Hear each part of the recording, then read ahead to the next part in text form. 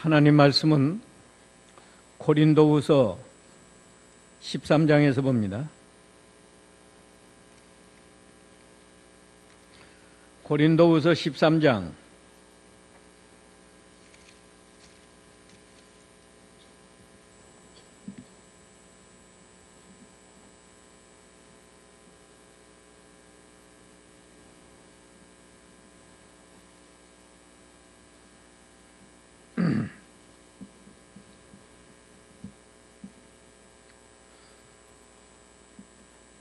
1절로 9절까지 봅시다.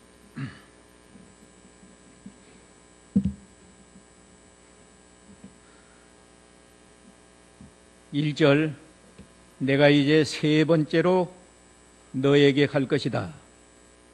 모든 일은 투세 증인의 증언으로 확정지어져야 한다. 내가 지금은 떠나 있으나 미리 말한다. 두 번째 너희를 방문하였을 때에 이미 말한 것 같이 내가 다시 가면 전에 죄 지은 자들과 그 밖의 모든 이들을 그냥 두지 않을 것이다. 이는 너희가 그리스도께서 내 안에서 말씀하신다는 증거를 요구하고 있기 때문이다. 그분은 너희를 대하실 때 약하지 않고 오히려 너희 가운데서 강하시다. 그리스도께서는 약한 가운데서 십자가에 못 박히셨으나 오직 하나님의 능력으로 살아계신다. 우리도 그분 안에서 약하나 너희를 위하여 하나님의 능력으로 그분과 함께 살 것이다. 너희가 믿음 안에 있는지 너희 자신을 살피고 시험해 보아라. 예수 그리스도께서 너희 안에 계신 것을 스스로 알지 못하느냐? 알지 못한다면 너희는 버려진 자이다. 우리가 버려진 자 되지 않은 것을 너희가 알기를 바란다. 우리는 너희가 아무런 악도 행하지 않기를 하나님께 기도한다. 이는 우리가 인정받는 자임을 드러내는 것이 아니라 비록 우리가 버려진 자같이 보이더라도 너희가 선을 행하게 하려는 것이다. 우리는 진리를 거슬러 아무것도 할 수 없고 오직 진리를 위해서만 할 수 있다. 우리가 약할 때에 너희 강한 것을 기뻐하고 우리는 또 너희 온전함을 구한다. 거기까지 봅시다. 오늘 이 말씀을 통해서 제목은 우리는 믿음 안에 있는가? 우리는 믿음 안에 있는가? 이런 제목으로 진리를 증거하겠습니다. 사도 바울이 세계를 여행하면서 여러 곳에 가서 전도하고 교회를 세웠는데 그렇기 때문에 한 곳에서 오래 머물러 있지 못했어요. 데살로니가 교회 같은 데서는 불과 세 안식일 동안 복음을 전하고 옮겨갔습니다. 그런데 이 고린도 교회에서는 1년 6개월 동안 머무르면서 집중적으로 복음을 전하고 진리를 잘 가르쳤어요. 그래서 고린도 교회가 크게 부흥을 했는데 마귀 역사가 또 심해서 고린도 교회는 여러 가지 복잡한 문제가 많이 일어났습니다. 고린도전서 1장에 보면은 교회가 네 당파로 나누어져 가지고 서로 다투고 분쟁했어요. 그뿐 아니라 5장에 가면 교회 안에 음행죄가 들어와 가지고 세상 사람들이 다 음행하고 돌아가니까 교회 안에도 음행죄가 들어와서 심지어 어떤 사람은 자기 아버지 첩하고 동침하는 그런 가증한 죄를 범하기도 하고 6장에 가면은 물질 문제 때문에 성도들이 서로 송사, 재판하는 그런 죄도 들어. 8장에 가면은 우상의 재물 먹는 문제. 또 10장에 가면 우상 섬기는 죄. 15장에 가면 예수님의 부활을 이미 지내갔다고 또 이렇게 선전하는 죄. 여러 가지 죄가 들어와서 바울이 고린도 전서를 써서 보내고 이 후서를 또 써서 보냈습니다. 이 고린도 전 후서는 교회에서 일어날 수 있는 모든 문제가 다 백화점처럼 나열되어 있고 그 문제들을 해결하는 진리를 바울이 밝혔어요. 이 고린도서 13장 마지막 장에서 아직도 회개하지 않는 사람들을 이 다음에 가서 벌하겠다고 경고한 내용인데 1절에 보면 내가 이제 세 번째로 너에게 갈 것이다. 모든 일은 두세 증인의 증언으로 확정지어져야 한다. 이 말은 어떤 사람은 회개했다고 입으로는 말하는데 바울이 볼 때는 회개를 안 했기 때문에 회개했으면 두세 증인을 세워서 확실한 증거가 있어야 한다. 입으로만 회개했다고만 안 된다고요. 또 다른 사람이 잘못했다고 이 비방하고 하는 것도 한 사람 말만 들어서는 알 수가 없고 두세 증인의 증인이 증언을 들어서 죄가 확실하게 드러날 때 바울이 벌하겠다는 거예요. 2절에 내가 지금은 떠나 있으나 미리 말한다. 두 번째 너희를 방문하였을 때 이미 말한 것 같이 내가 다시 가면 전에 죄 지은 자들과 그 밖에 모든 이들을 그냥 두지 않을 것이다. 그냥 두지 않고 벌한다. 교회가 하나님의 교회인데 하나님의 교회에 죄가 들어오면 다스리지 않으면 교회가 금방 부패하고 타락을 해서 하나님의 영광이 가리워지고 하나님의 교회가 무너져요. 전도가 안 되고. 그렇기 때문에 바울이 그동안은 경고하고 편지를 써 보내고 했지만 세 번째 가면은 이제는 그냥 두지 않고 용서하지 않는다는 거예요. 교회 안에 죄가 들어오면 그건 다스려야 됩니다. 언제나 당파로 나누어져 가지고 싸우고 분쟁하고 교회 안에 음행죄가 들어오고 이런 거 놓아두면 안 되는 거예요. 3절에 특별히 이들이 왜 회개를 못하는가? 너희가 그리스도께서 내 안에서 말씀하신다는 증거를 요구하고 있기 때문이다. 그랬는데 그냥 두지 않는 벌을 내릴 수밖에 없는 이유는 너희가 그리스도께서 내 안에서 말씀하신다는 증거를 요구하고 있기 때문이다. 바울의 말을 안 들어요. 이 바울을 반대하는 사람들은 바울이 전하는 이 하나님의 말씀을 듣지 않아요. 그리스도가 바울 안에서 말하는 증거를 내라. 그리스도가 눈에 보이나요? 안 보이니까. 바울이 하나님의 말씀을 전해줘도 그 하나님의 말씀으로 받지 않고 그리스도가 바울 당신 안에서 말하는 증거를 내라. 이거 얼마나 답답한 일이에요.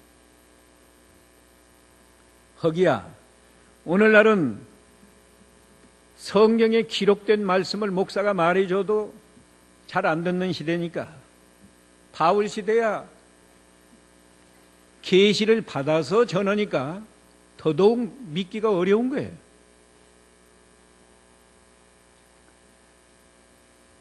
그럴 때 바울이 어떻게 증거를 보여주겠어요?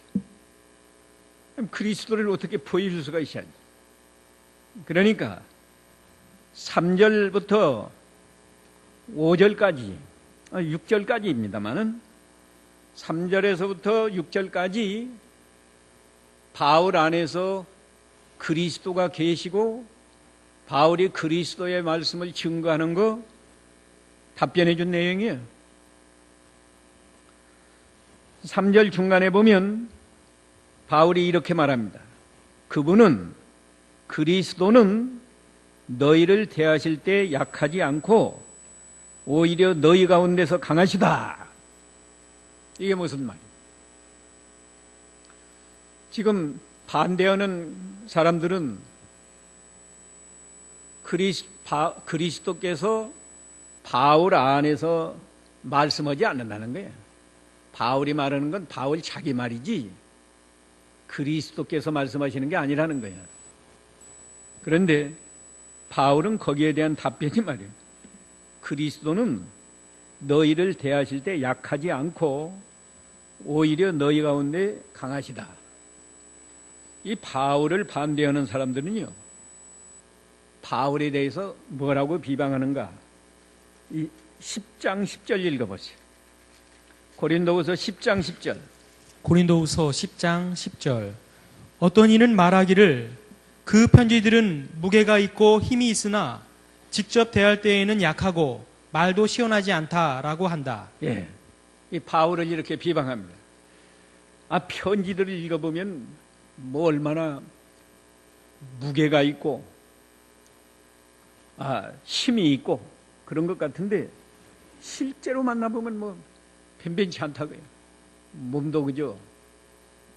눈도 잘 안 보이고 말도 시원치 않다. 그런데 바울이 뭐라고 말한 거면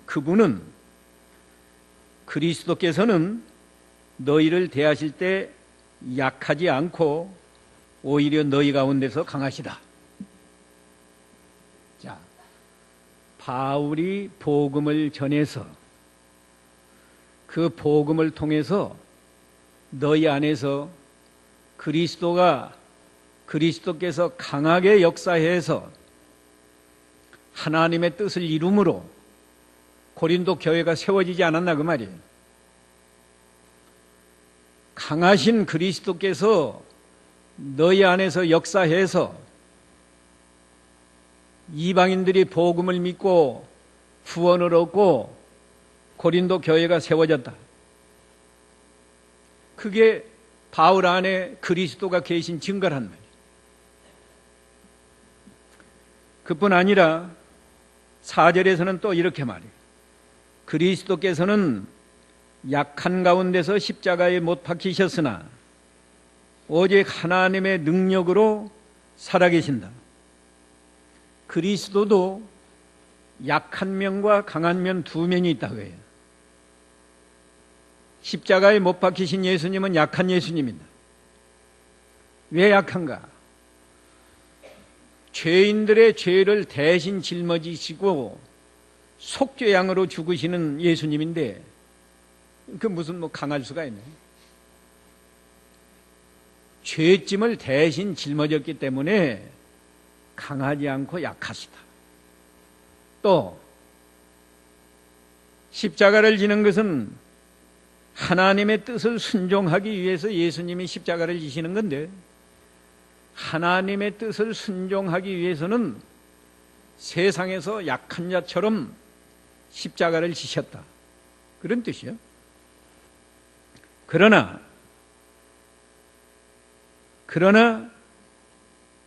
하나님의 능력으로 살아계신다.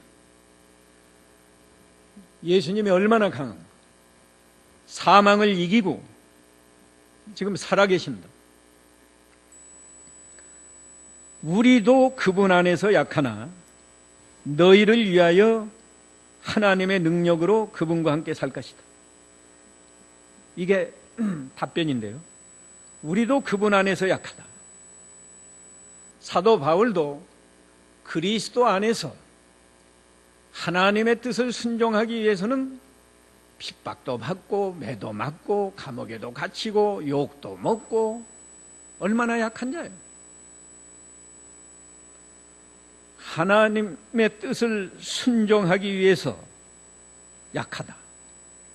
그러나 너희를 위하여 하나님의 능력으로 그분과 함께 살 것이다. 이 말은 우리가 하나님의 뜻을 순종하기 위해서 핍박받고 욕먹고 매맞고 할 때는 약하지만 하나님의 능력으로 그리스도가 내 안에 계시고 나는 그리스도와 함께 동행하는 생활을 하기 때문에 강한 자다. 그래서 이번에 가면 죄 지은 사람들 반드시 다스릴 것이다.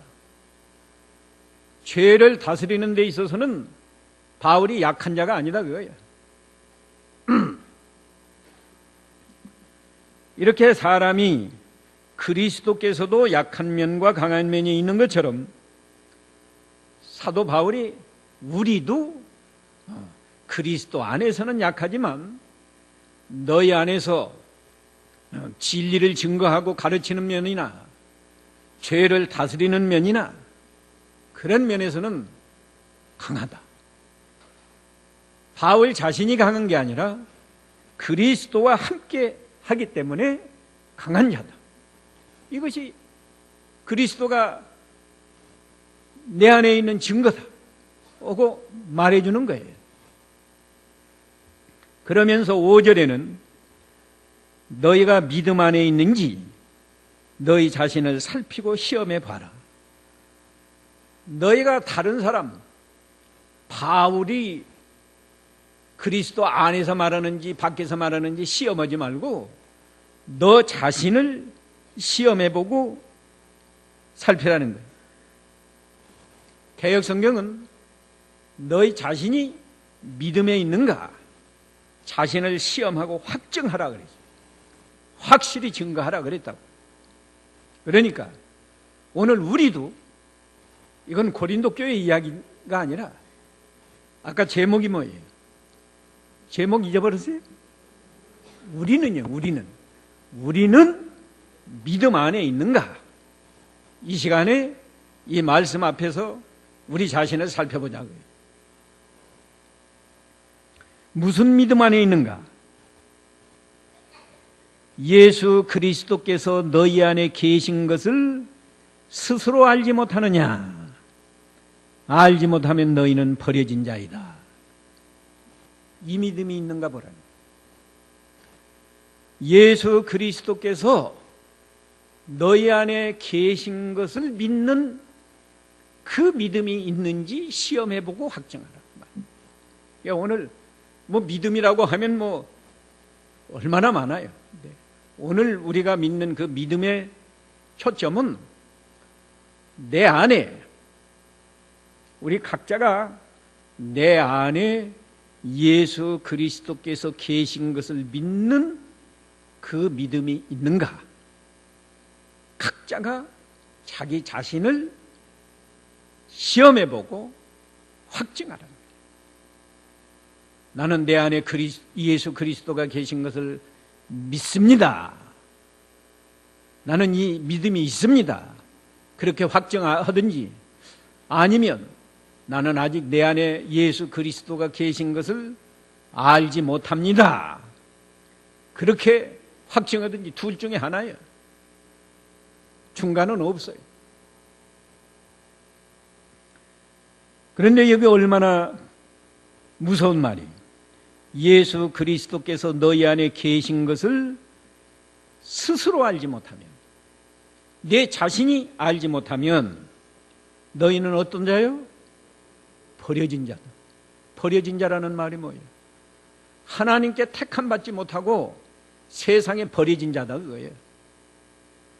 버려진 자나 바울의 말을 믿지 않고 그리스도가 바울 안에서 말하는 증거를 대시오 하는 것이지, 그리스도가 너희 안에 계신 것을 믿는 사람이라면, 바울이 전해준 복음을 믿는 사람이 바울 안에 그리스도가 계신지 안 계신지, 바울이 전하는 말이 그리스도의 복음인지 아닌지 질문할 리가 있겠나요? 6절에 확실하게 답변합니다. 우리가 버려진 자 되지 않은 것을 너희가 알기를 바란다. 그러니까 사도 바울은 어떻게 믿는 거예요?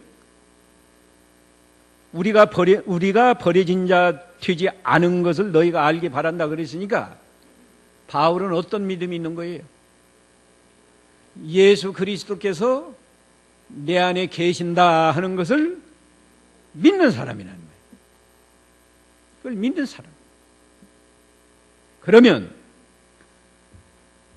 오늘 제목이 우리는 믿음 안에 있는 건데 어떻게 예수 그리스도가 내 안에 있는 것을 내가 알 수 있을까? 뭐 예수님 보이지도 않는데. 예수 그리스도께서 내 안에 계신다는 것을 스스로 알아야 되는데 내가 어떻게 알 수 있어요?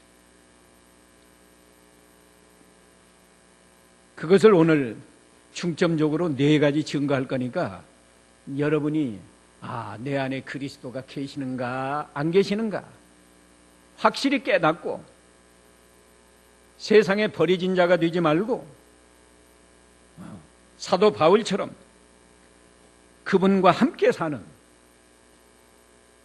그분과 함께 강한 자로 사는 여러분이 되시기를 바랍니다.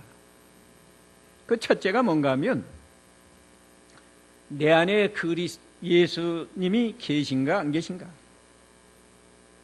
내 안에 예수님이 계시다. 스스로 알 수 있는 것은 첫째가 예수님을 하나님의 아들로 믿어지는 거예요. 믿어지는 거라고. 믿어지는 사람은 내 안에 예수님이 계시구나. 그렇게 여러분이 믿어도 됩니다. 왜 그런가 하면 요한복음 1장 12절 읽어보세요.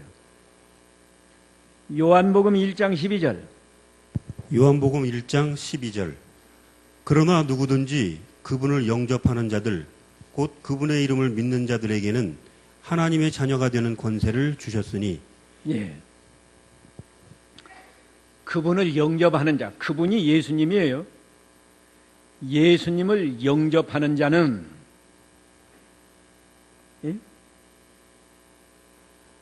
그는 그분의 이름을 믿는 자들이다. 영접이라는 게 그저 형식적으로 영접이 아니야. 자기 마음 가운데 영접하는 거예요. 우리 집안에 영접하는 게 아니고 자기 마음 가운데 영접하는 자예요. 마음에 영접했으니까 믿어지죠. 그분의 이름, 하나님의 아들 그리스도라는 그 이름을 믿는 자들에게는 하나님의 자녀가 되는 권세를 주셨다. 예, 여러분이 잘 깨닫지 못했더라도 나는 예수님을 하나님의 아들 그리스도 구세주로 믿어진다. 믿어지는 것은 그리스도가 어디 계시기 때문에 그래요? 내 안에 계시기 때문에, 내 마음 가운데 계시기 때문에 믿어지는 거예요. 저 불신자들은 아무리 말해줘도 안 믿어져서 못 믿잖아요. 그들은 그리스도가 세상에 충만해도 마음 가운데 영접하지 않아서 안 믿어지는 거라고. 더 한 번 더 증거를 대죠. 요한일서 4장 15절 읽어보세요. 요한일서 4장 15절. 누구든지 예수님을 하나님의 아들이라 고백하면 하나님께서는 그 사람 안에 거하시고 그 사람도 하나님 안에 거한다. 예. 그러지 않았어요? 이거 잘 믿으시라고.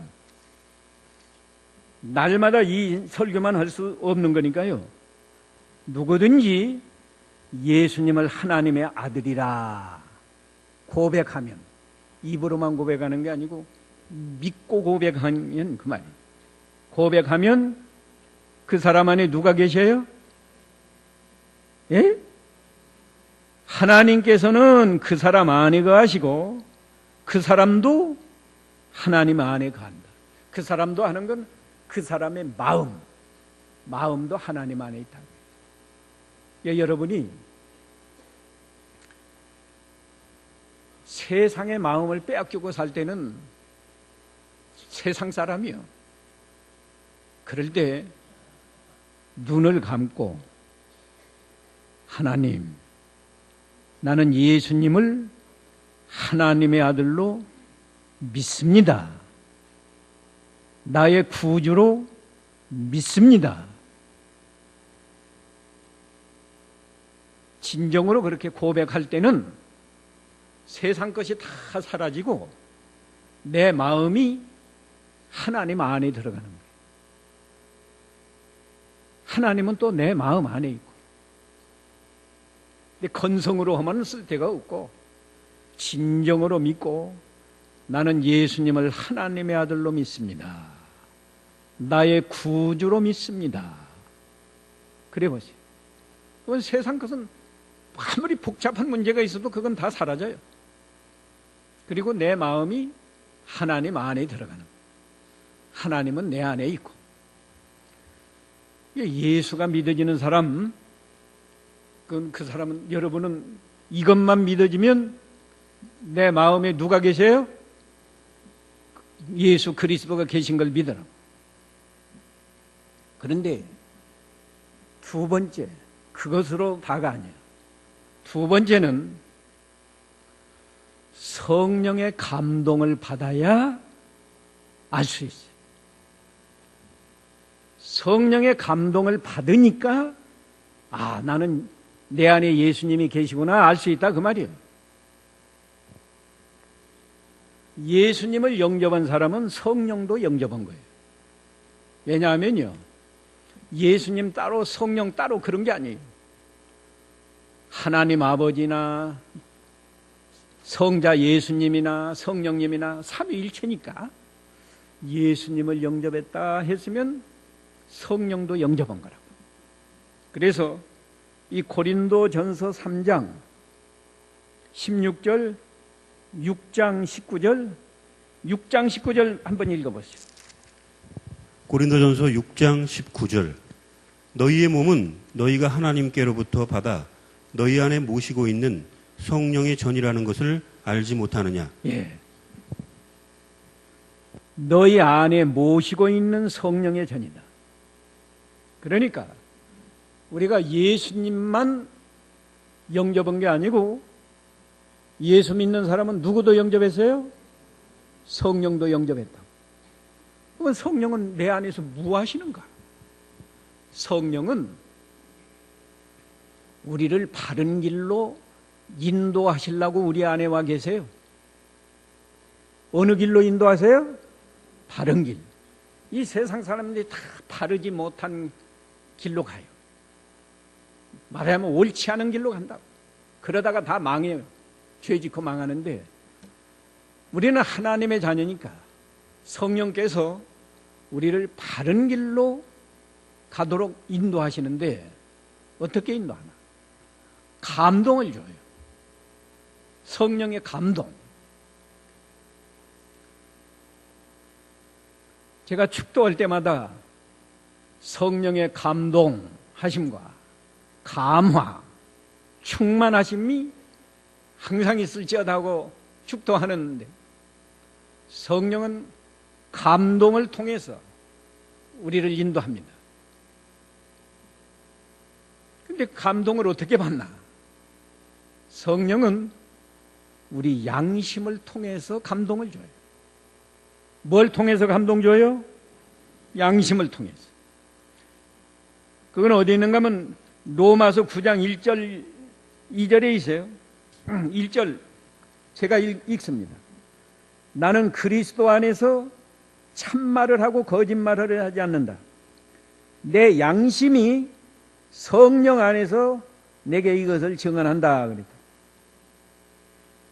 양심이 성령 안에서 증언한다. 이 말은 성령이 양심을 통해서 우리에게 감동을 주시고 우리를 바른 길로 인도한다 그거예요.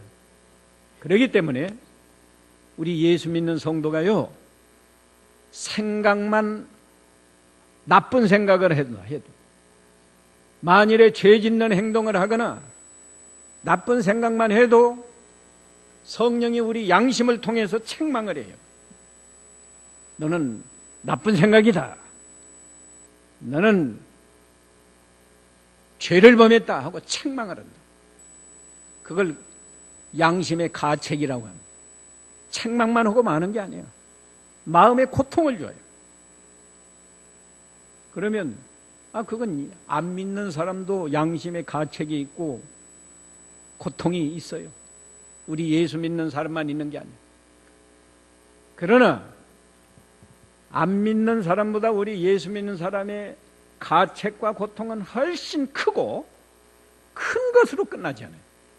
우리 예수 믿는 사람은 양심의 가책이 올 때 반드시 이렇게 느껴요. 하나님이 내게 벌을 내리시는구나. 하나님이 두렵다. 예? 양심으로 가령 내가 죄를 범했다고 합시다. 안 믿는 사람도 가책은 느껴요. 내가 잘못했다. 근데 그 가책만 느끼지 하나님은 몰라. 우리 예수 믿는 사람은 양심의 가책과 고통이 올 때 하나님이 두렵다.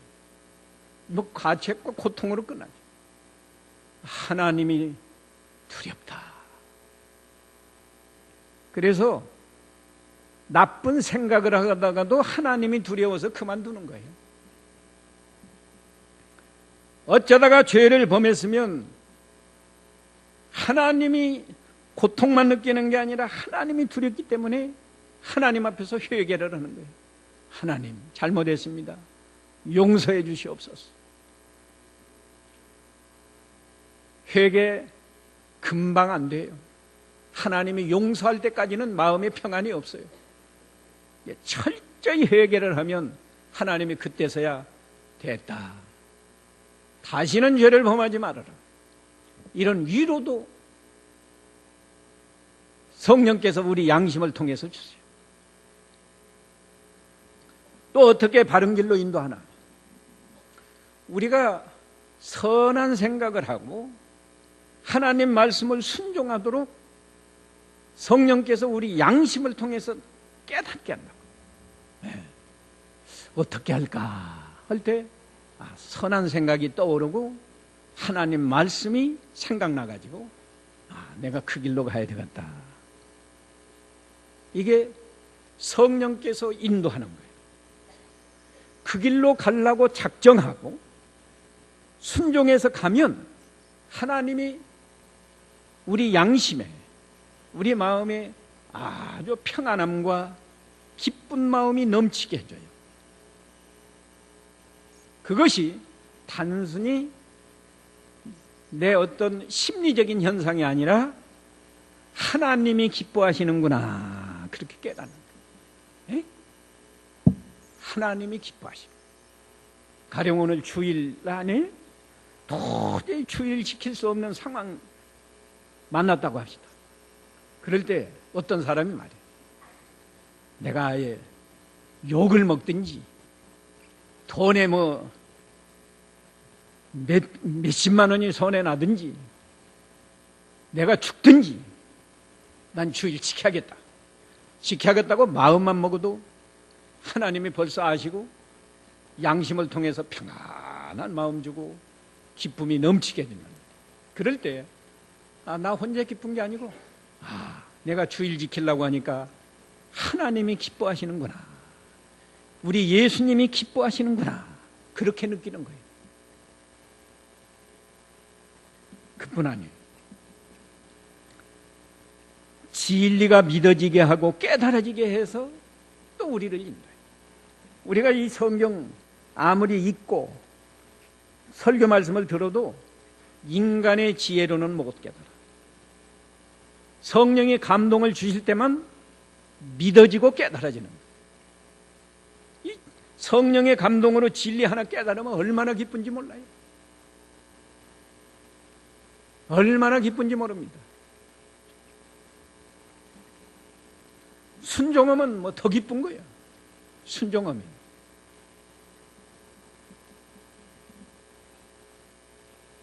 그러니까 이런 감동을 받음으로써 아하, 내 안에 예수님이 계시고 내 안에 성령이 계시는구나 스스로 아는 거예요.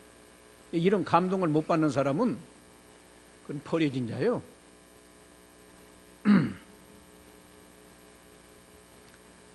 1년에 한 번씩만 받아도 그건 뭐 버려진 자는 아니라고 할 수 있는데 1년에 한 번 받아가지고 어떻게 했어요? 1년에 한 번 받는 사람이면 한 달에 한 번씩 12번은 받아야 할 거고 한 달에 한 번씩 받는 체험이 있다고 하면 왜 한 달에 한 번씩만 받아요? 주일마다 와서 예배하는데 주일마다 감동을 받아야 되고 주일마다만 받아가지고도 안 돼요. 날마다 새벽 기도하고 기도할 때 감동을 받아야지. 성령이 우리 안에 계시니까. 그 다음 세 번째는 어떻게 또 우리가 내 안에 그리스도가 계신 걸 알 수 있는가 하면요, 예수님의 인격을 점점 닮아가는 것을 통해서 아는 거예요. 자, 예수님이 내 안에 계신 것을 스스로 안다고 하면, 또 성령의 감동을 받는다고 하면 생활 자체가 어떻게 되겠어요?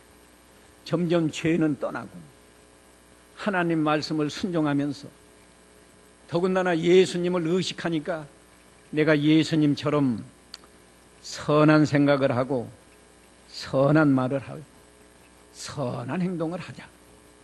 중심이 그렇게 되는 거예요. 어디서 무엇을 하든지 저 원수는 나를 죽이려고 해도 나는 원수를 사랑하자. 저 사람은 나를 욕해도 나는 저 사람을 축복하고 기도해 주자. 이 선한 생각을 하고 선한 말을 하고 선한 행동을 하니까 자연히 조금씩이라도 예수님의 인격을 닮아가는 거라고. 제가 종종 말하지만 부부간에도 닮아가요. 부부간에도. 예? 결혼하기 전에는 전혀 남남 아니었어요. 자라난 환경도 다르고 성격도 다르고 심지어 음식 먹는 것도 달라요. 한 사람은 짜게 먹고 한 사람은 싱거운 거 좋아하고 다 다르다. 그래도요, 오래 살다가 보면 조금씩 서로 닮아가는 거예요. 아내는 남편을 닮아가고 남편은 아내를 닮아가고, 그래서 하나가 되니까 살지 끝까지 그렇게 해가지고는 못 살아요.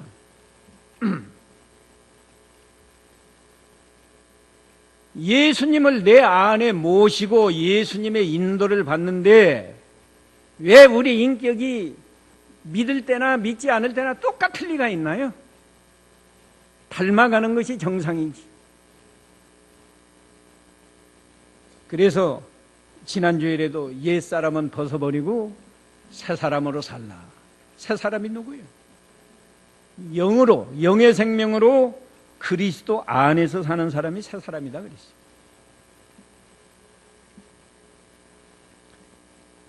한 가지 더 증가하겠습니다. 네 번째로 우리가 어떻게 예수님이 내 안에 계시는구나 알 수 있는가 하면,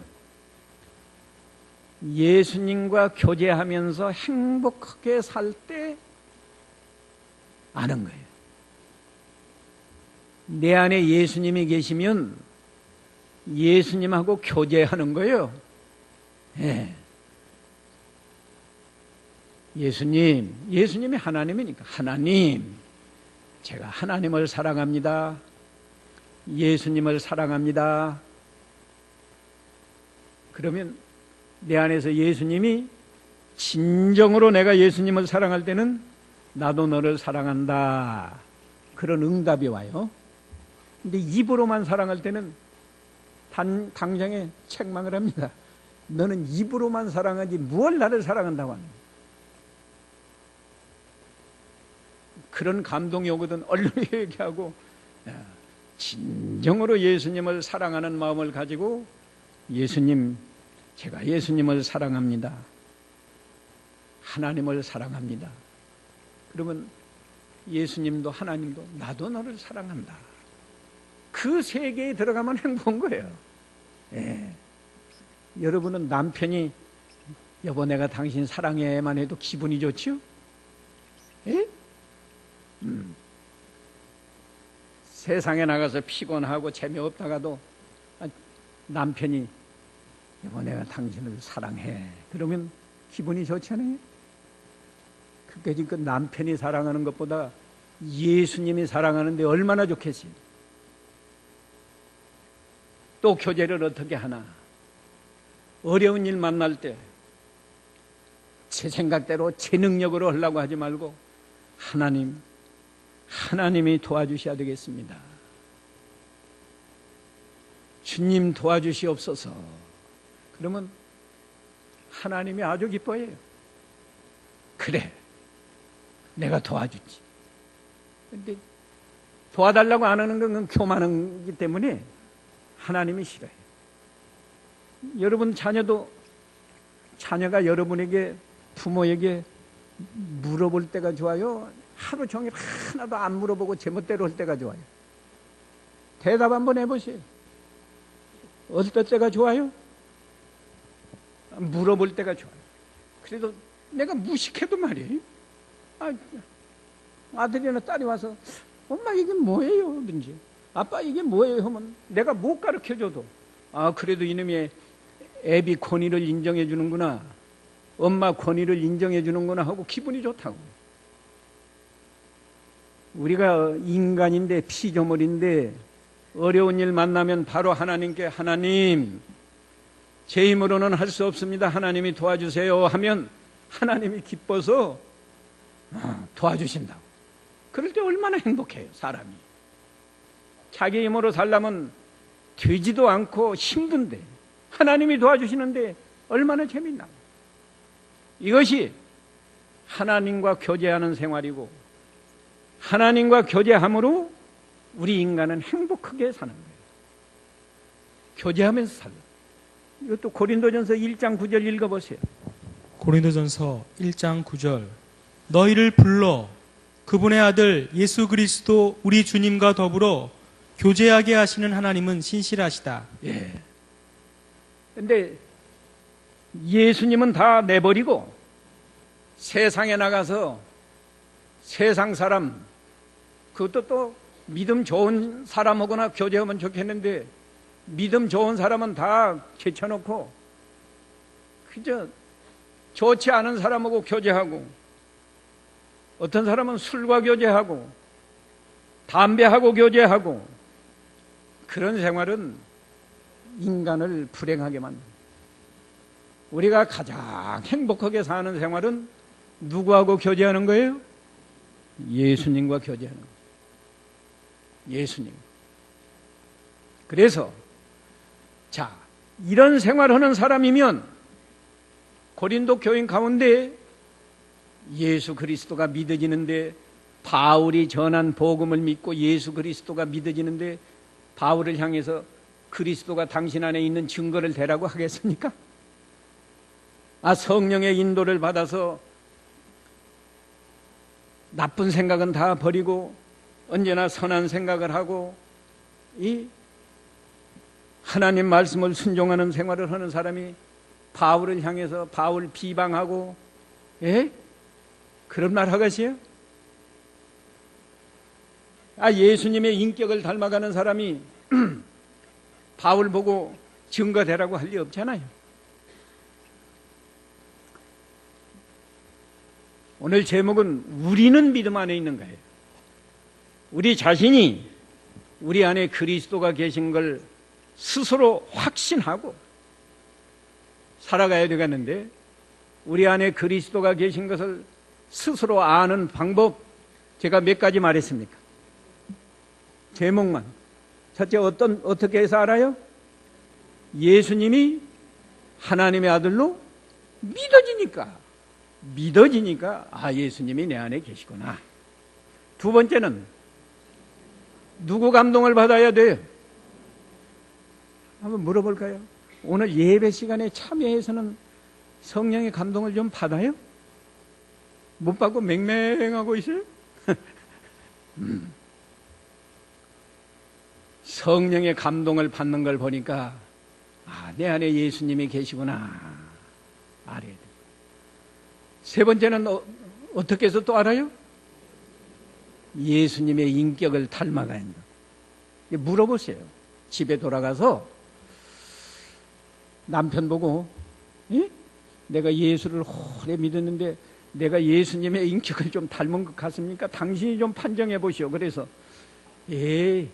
처음 시집 올 때나 지금이나 똑같다 그러면 이건 회개해야 할 일이고, 그래도 처음보다는 많이 좀 닮아간 것 같다 그러면 내 안에 예수님이 계신 것을 믿고 교만하지 말고 더욱 예수님을 잘 닮으려고 노력해. 그리고 자기 자신이 늘 예수님과 교제하면서 행복한 생활을 해야 과연 나는 내 마음에 예수님을 모신 성도다, 하나님의 자녀다, 이렇게 스스로 인정할 수 있습니다. 이제 이 말씀 기억하시면서 각자 잠깐 기도하세요.